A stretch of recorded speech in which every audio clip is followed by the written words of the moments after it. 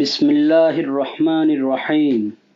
আসসালামু আলাইকুম ওয়া রাহমাতুল্লাহি ওয়া বারাকাতুহু।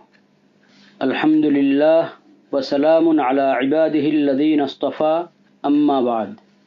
প্রিয় দেশবাসী, জায়নবাদী ইসরায়েল ফিলিস্তিনের নিরপরাধ মানুষের উপর, বিশেষ করে নারী শিশুর উপর যে নির্বিচার হত্যাযজ্ঞ চালাচ্ছে, একে গণহত্যা বললেও কম বলা হবে।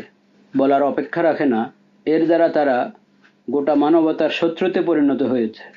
এমন অমানবিক পরিস্থিতিতে বিশ্ববিবেককে জাগ্রত করার লক্ষ্যে এবং এই বর্বরচিত গণহত্যা ও জাতিগত নিধন বন্ধের দাবিতে আগামী শনিবার 12 এপ্রিল প্যালেস্টাইন সলিডারিটি মুভমেন্ট বাংলাদেশের পক্ষ থেকে মার্চ ফর গাজার ডাক দেওয়া হয়েছে।